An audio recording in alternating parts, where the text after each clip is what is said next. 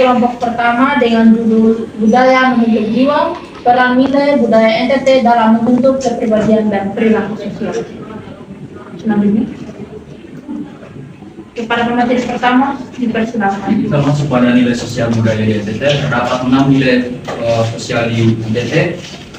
Yang pertama sampai ketiga akan saya bahas. Gotong royong, solidaritas, juga kehormatan.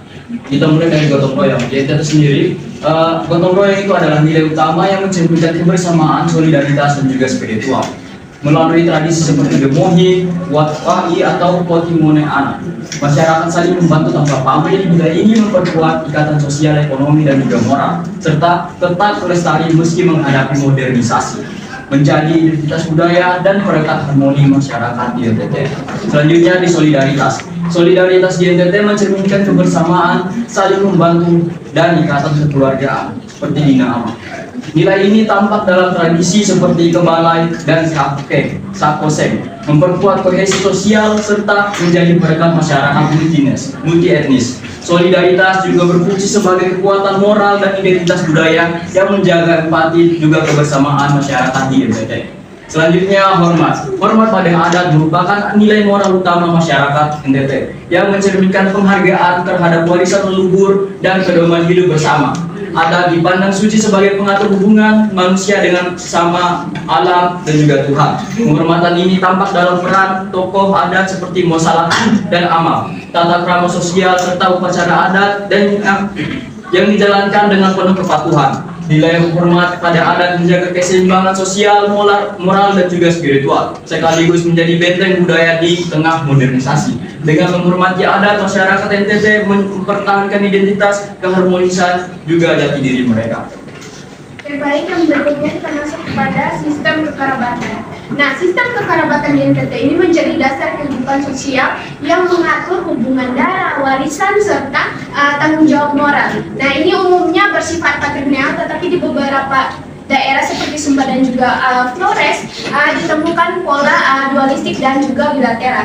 Nah, kekerabatan di NTT ini juga dapat membangun struktur tanggung jawab yang kokoh, di mana anggota dari keluarga besar ini berperan atau juga memiliki kewajiban untuk saling membantu dalam berbagai keadaan. Contohnya pada saat upacara adat, pada saat kematian, dan juga saat pembangunan rumah.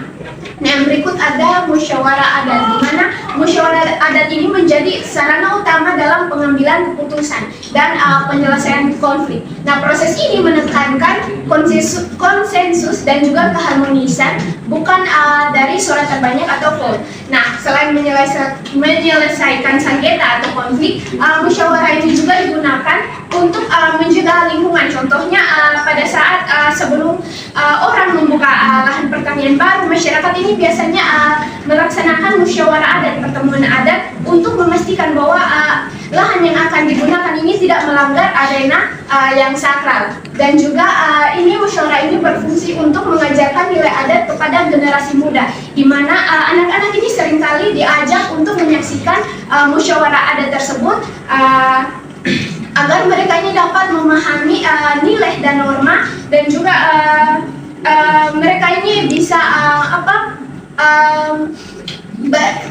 berkomunikasi dan juga berargumen dengan baik untuk kedepannya.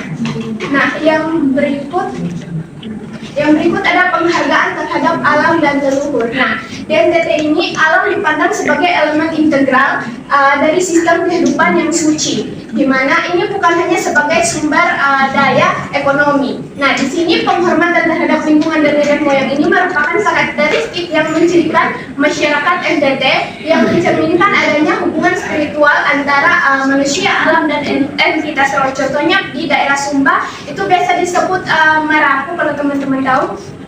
Nah, penghormatan terhadap nenek moyang ini juga menjadi sumber identitas budaya, di mana nama keluarga atau yang biasa disebut nama farm, tanah, dan rumah adat ini menjadi warisan turun-temurun dari nenek moyang.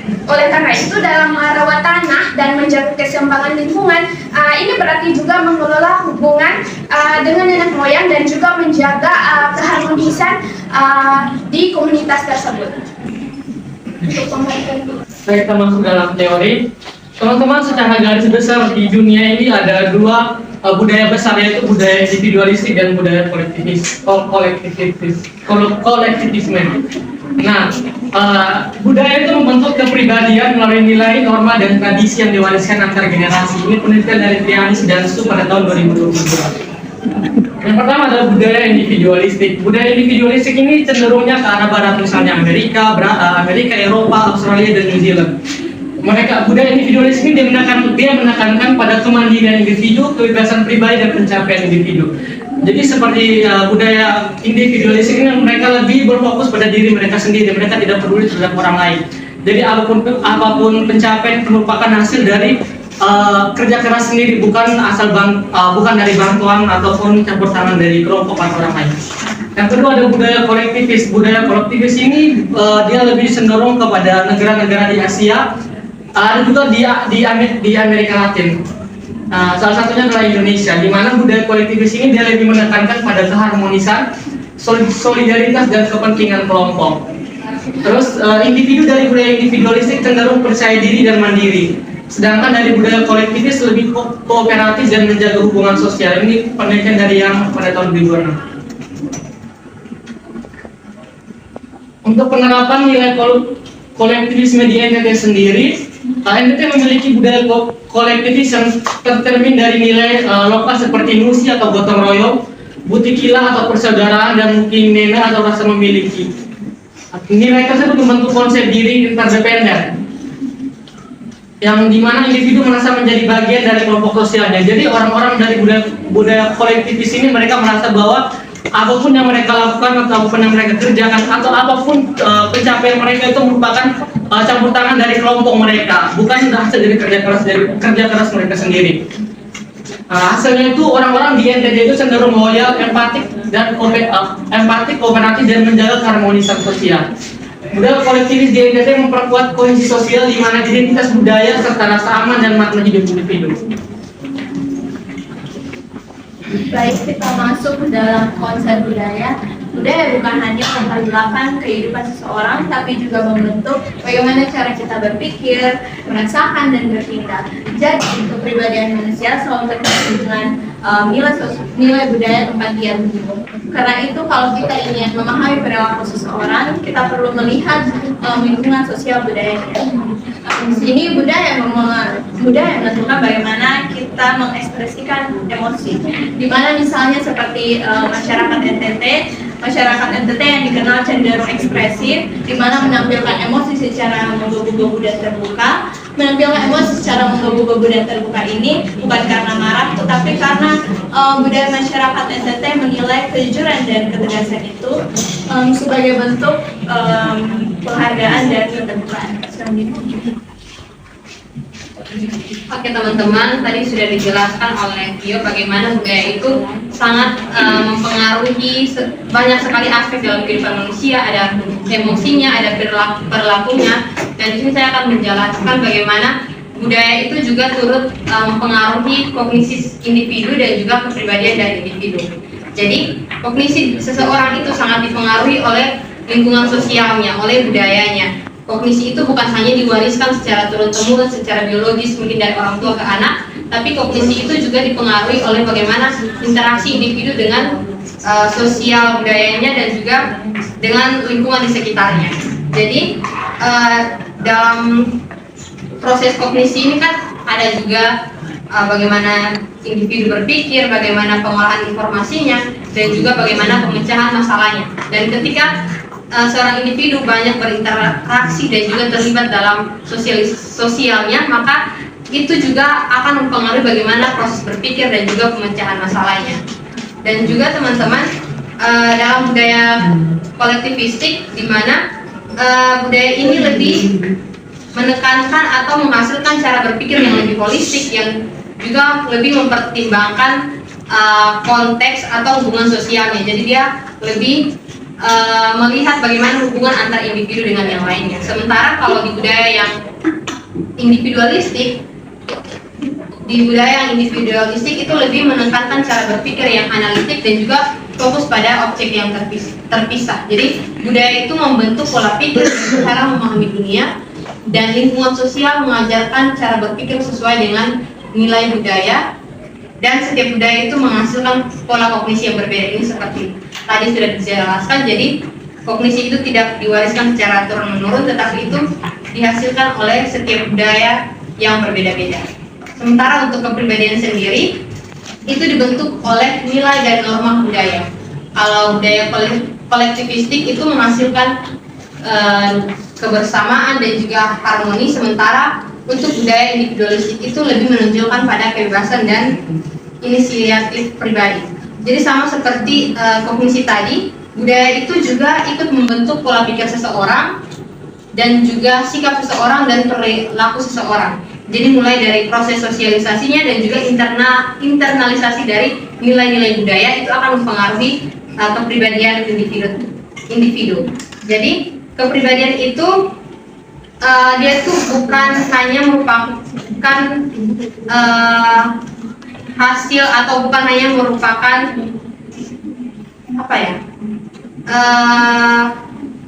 sesuatu yang mungkin didapatkan secara dari orang-orang sekitar, tapi dia lebih daripada itu. Dia tuh dipengaruhi oleh lingkungan yang besar, itu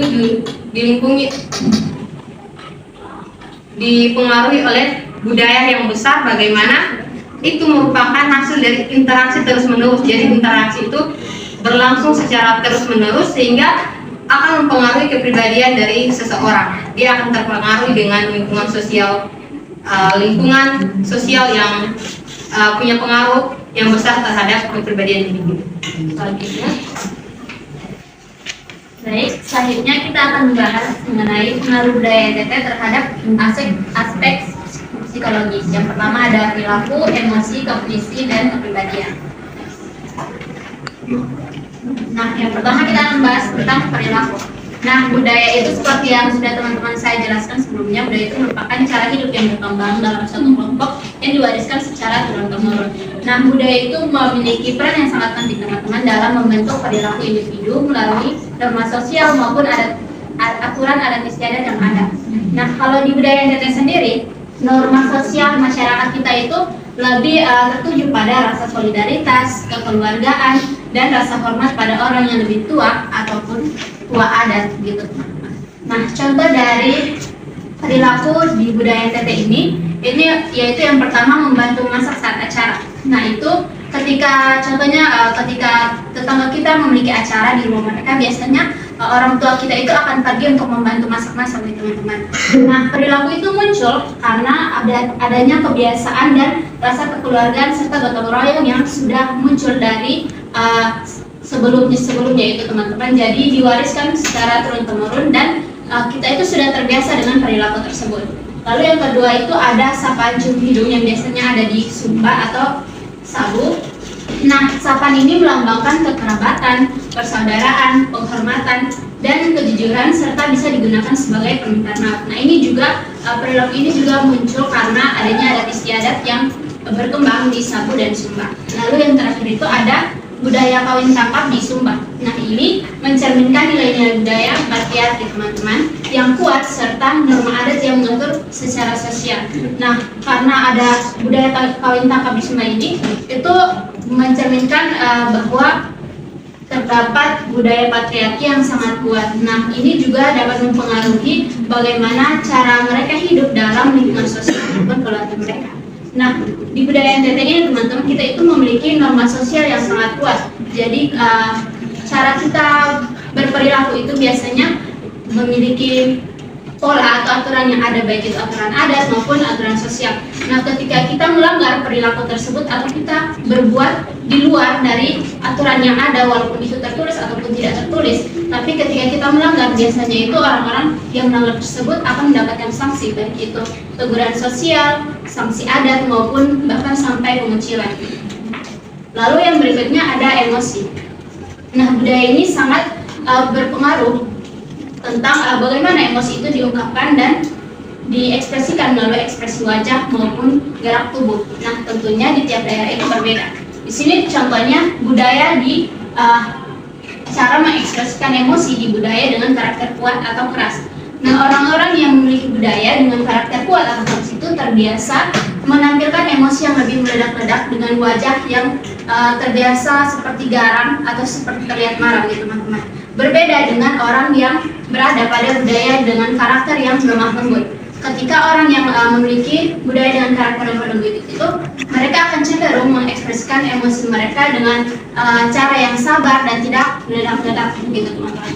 Nah, kalau misalkan di budaya NTT, kita itu cenderung memiliki watak atau karakter yang kuat, sehingga kita itu cenderung mengekspresikan emosi kita secara menggebu-gebu atau meledak-ledak dengan nada yang intonasi tinggi gitu teman-teman, walaupun konteksnya kita tidak sedang marah gitu. Lalu kontrol diri dan ekspresi emosi di NTT itu juga sangat berpengaruh agar tetap sesuai dengan norma sopan santun yang ada. Jadi kontrol diri dan ekspresi emosi kita di NTT itu dipengaruhi oleh nilai-nilai adat yang menuntut kita untuk memberikan ekspresi emosi kita dengan cara yang sopan agar tidak keluar dari norma sopan santun yang ada dan juga tidak terkesan merusak suasana gitu teman-teman. Nah, kontrol diri di NTT ini juga biasanya diajarkan sebagai salah satu bentuk penghormatan terhadap norma sosial dan adat istiadat yang ada.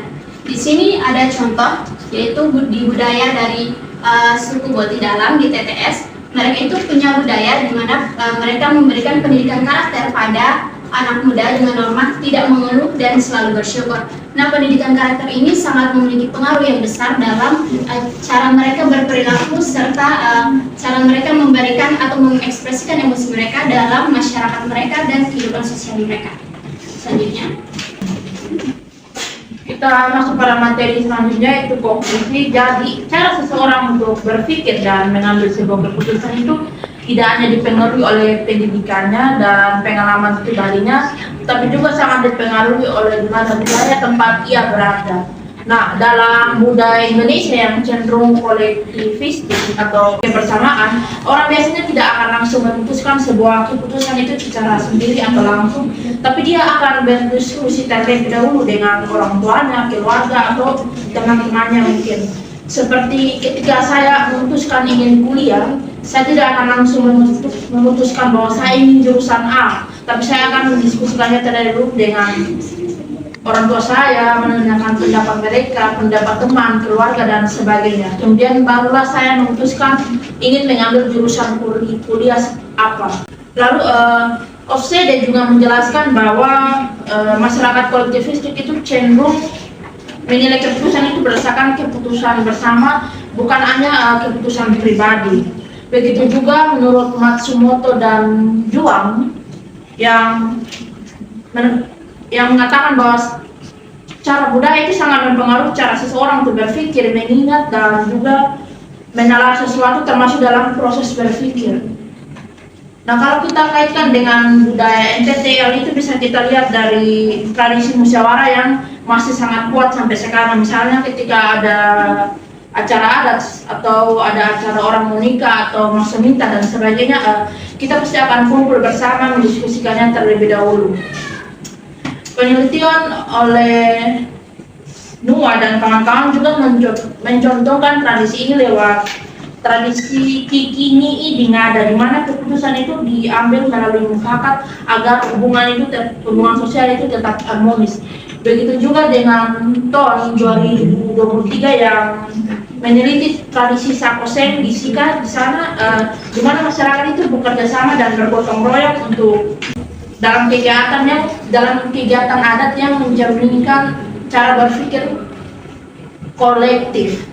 Kemudian masuk pada kepribadian, di mana budaya itu sangat mempengaruhi kepribadian seseorang. Seperti nilai-nilai seperti tanggung jawab, kerjasama, dan kepatuhan itu terhadap norma sosial itu membuat seseorang itu tumbuh menjadi bagian dari komunitasnya, bukan hanya tentang hidupnya sendiri.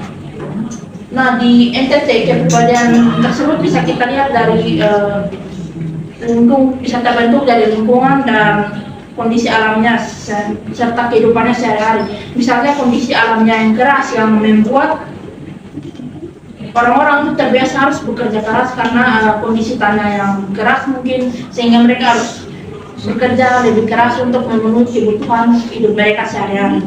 Lalu nilai religius yang sangat kuat, misalnya sebelum kita memulai hari kita di pagi hari, kita akan memulai dengan doa. Ketika kita makan kita berdoa, ketika kita pulang atau melakukan sebuah kegiatan kita berdoa, bahkan ketika kita tidur pun kita akan berdoa. Jadi nilai religius itu sudah sangat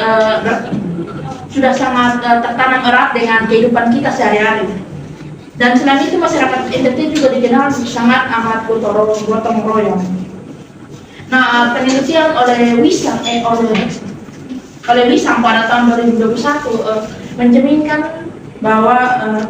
nilai-nilai ini lewat tradisi adat karya sastra oleh Gerson Poy, di mana tokoh-tokoh yang ada dalam karya tersebut itu hidup sederhana tapi bekerja keras dan penuh pengorbanan. Kemudian menurut Dewi juga pada tahun 2012 menemukan bahwa bagi masyarakat Kubang itu punya karakter yang tegas, tapi tetap bisa mengendalikan emosi dan menjaga hubungan baik dengan sesamanya.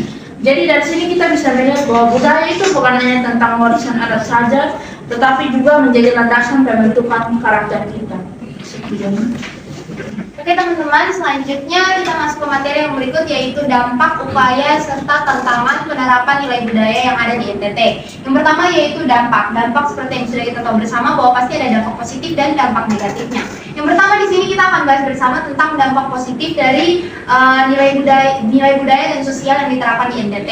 Nah, yang pertama dampak positifnya itu adalah memperkuat solidaritas sosial, di mana nilai-nilai seperti sudah teman-teman saya jelaskan tadi seperti gotong royong, rasa hormat terhadap tertua, kebersamaan dan lain-lainnya yang terjadi di dalam masyarakat NTT itu dapat menciptakan perilaku saling membantu dan bekerja sama dalam berbagai kegiatan sosial, dan hal ini secara psikologis dapat menimbulkan kondisi di mana diperkuatnya rasa memiliki dan juga meningkatkan kesejahteraan emosional karena individu itu merasa diterima oleh komunitas di sekitarnya serta dihargai, serta dari situ dukungan sosial yang kuat juga akan membantu mengurangi stres dan juga memperkuat daya lenting atau resiliensi dari masyarakat yang ada di NTT.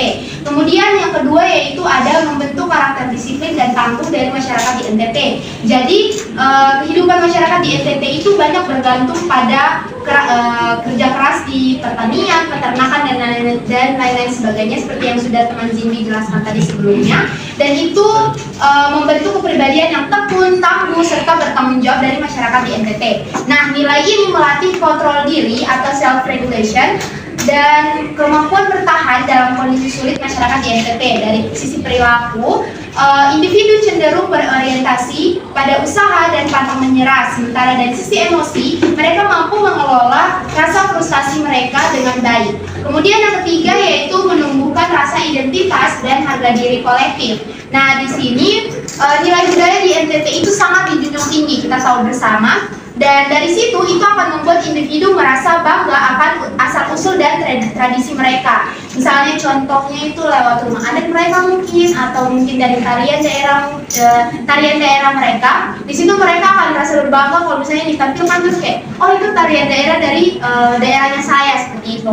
Nah, ini dapat memperkuat konsep diri yang positif dari seorang individu karena mereka menilai bahwa identitas budaya mereka itu menjadi makna dan arah hidup mereka. Secara emosional, individu itu akan merasa tenang dan percaya diri ketika berinteraksi dengan masyarakat luar karena mereka memiliki landasan nilai yang kuat, dan di sini budaya yang kuat juga membentuk kognisi sosial berupa pemahaman tentang bahwa keberhasilan individu itu harus selaras dengan keharmonisan kelompok. Berikutnya Kak. Oke teman-teman, selanjutnya yaitu dampak negatif. Nah, kalau dampak negatif yang ada di sini juga ada tiga. Yang pertama yaitu keterikatan berlebihan pada adat. Nah, seperti yang sudah kita tahu bahwa kalau di NTT sendiri masing-masing daerah itu pasti punya adat atau tradisi mereka masing-masing di daerahnya, dan dari keteguhan terhadap norma adat itu kadang-kadang menimbulkan sikap tertutup terhadap perubahan secara kognitif. Hal ini dapat membatasi kreativitas maupun kemampuan berpikir kritis dan inovatif dari generasi-generasi muda. Karena setiap tindakan mereka itu harus disesuaikan dengan kebiasaan turun-temurun yang sudah dilakukan oleh masyarakat daerah setempat. Dan Jika ini dilaksanakan dalam jangka panjang, kondisi ini bisa menimbulkan konflik batin antara keinginan pribadi individu, misalnya generasi muda di sini, dan juga tuntutan sosial yang berdampak bisa menimbulkan stres secara psikologi. Kemudian yang kedua di sini adalah tekanan sosial dan emosional. Ini masih berhubungan dengan poin pertama tadi, bahwa harapan masyarakat di NTT itu sangat besar bahwa generasi muda yang melanjutkan mereka selanjutnya itu akan tetap taat dan mengikuti tradisi yang ada, dan jika itu tidak terlaksana dengan baik, itu akan menimbulkan tekanan sosial, terutama itu pada generasi muda yang memiliki pandangan lebih modern dan global terhadap tradisi yang ada, dan rasa takut.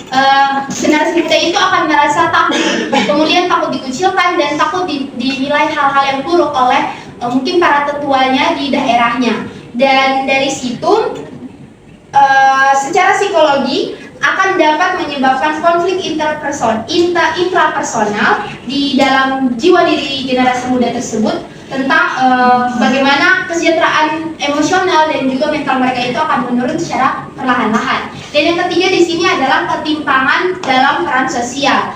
Nah, dalam beberapa sistem budaya, bukan beberapa sih, kebanyakan di NTT itu biasanya, misalnya di daerah, saya ambil dari daerah saya saja, dari Alor, laki-laki itu yang harus bicara adat, perempuan itu harus di belakang. Kemudian anak muda itu tidak boleh bicara sebelum, tidak boleh makan sebelum orang tua makan dan lain-lain sebagainya.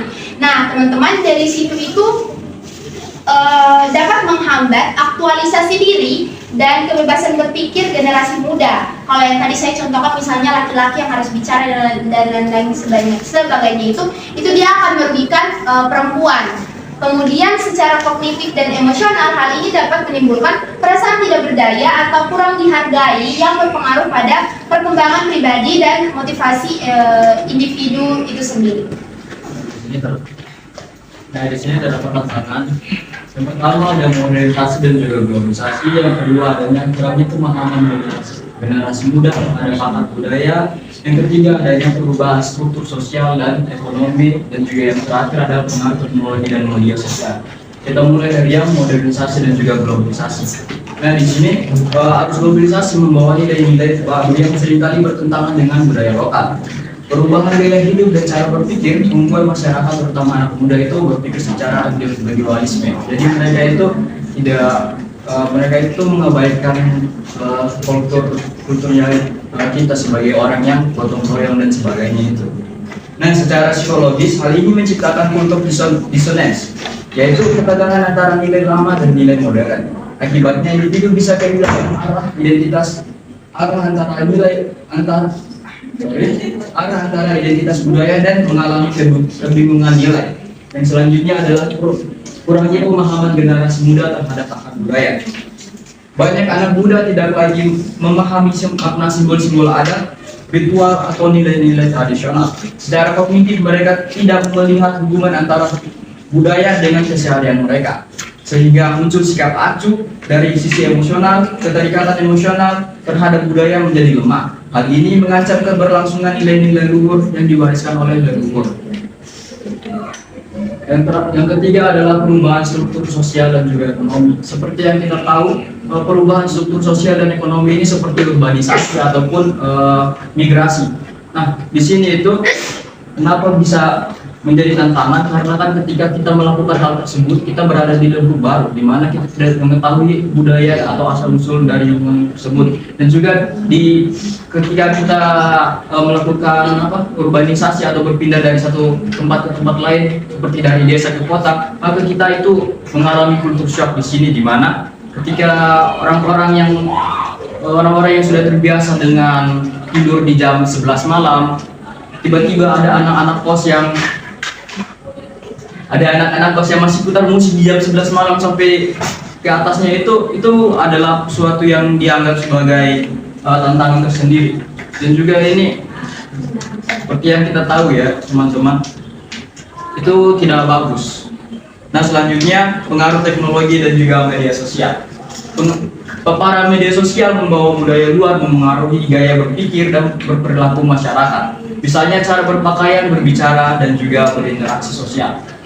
Cara berpakaian ini seperti yang sudah kita ketahui, yang dulunya kita itu berpakaian yang formal dan semacamnya, yang tertutup dan semacamnya, dan tiba-tiba ada budaya barat yang masuk ke Indonesia, mereka itu merubah cara berpakaian yang nggak perlu saya jelaskan. Dan untuk gaya berbicara itu ya apa, kita tiba-tiba ada campuran bahasa Inggris, which is literally kayak gitu kira-kira, dan juga cara berinteraksi kita. Biasanya kita berinteraksi dengan hai, halo. Tiba-tiba kita terpapar dengan generasi dengan pengaruh teknologi dan media sosial. Langsung kita, yo what's up man, ya gitu, atau semacamnya yang seperti kalian ketahui. Nah itu merupakan tantangan dari budaya tersebut. Oke teman-teman, selanjutnya kita masuk ke materi yang terakhir, yaitu upaya pelestarian nilai budaya dan juga sosial yang ada di NTT.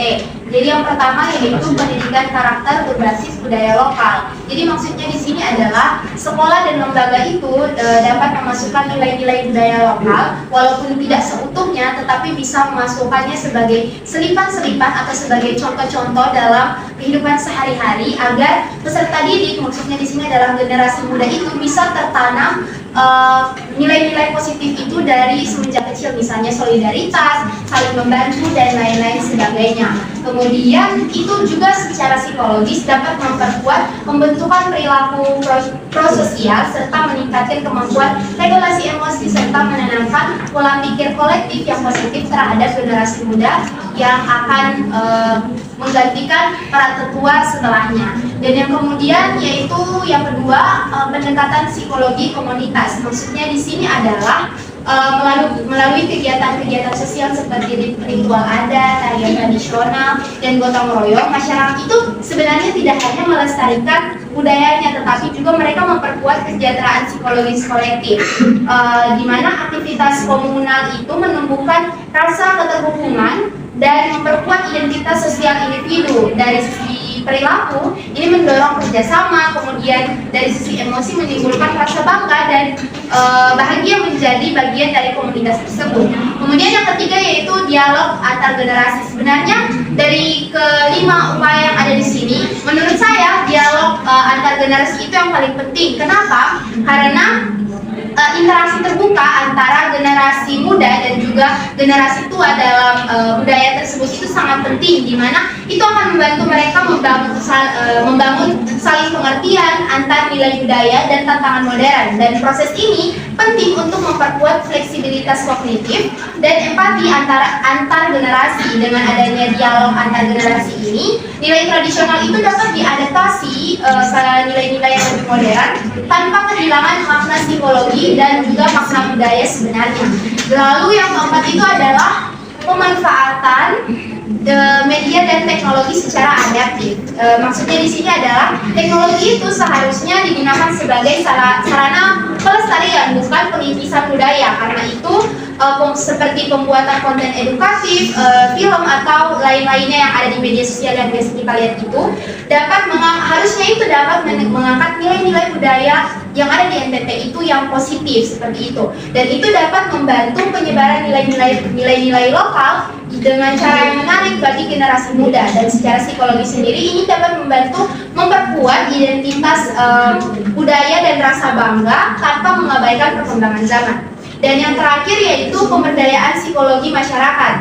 Di sini maksudnya yaitu upaya pelestarian budaya itu juga harus melibatkan penguatan rasa percaya diri dan kesadaran diri masyarakat terhadap nilai budayanya sendiri. Jadi melalui pelatihan mungkin atau diskusi komunitas atau kegiatan sosial lainnya itu, masyarakat itu bisa meningkatkan motivasi intrinsik, kemudian kebanggaan kolektif dan juga kepercayaan diri dalam menghadapi perubahan sosial yang ada di zaman sekarang.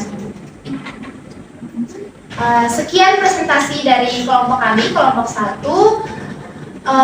Selanjutnya teman saya Violin akan membacakan kesimpulan.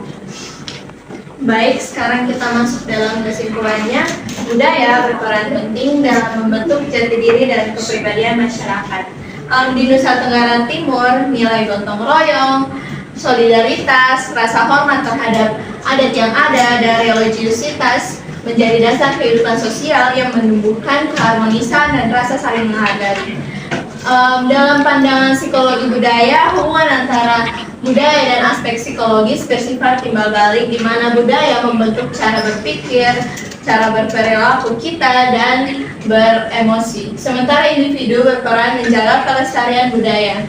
Di tengah arus globalisasi, di mana masyarakat NTT menghadapi tantangan perubahan nilai dan gaya hidup, namun tetap menunjukkan keteguhan dan mempertahankan tradisi. Karena itu, pelestarian nilai-nilai luhur melalui pendidikan, keluarga, dan tokoh adat sangat penting agar budaya lokal tetap hidup, menjadi pedoman moral, serta menjadi sumber kebanggaan dan kekuatan bangsa Indonesia yang beragam. Sekian dari presentasi kami. Oke teman-teman, dengan demikian berakhirlah presentasi kami. Karena itu kami membuka sesi tanya jawab. Kepada kelompok yang ingin bertanya, dipersilakan.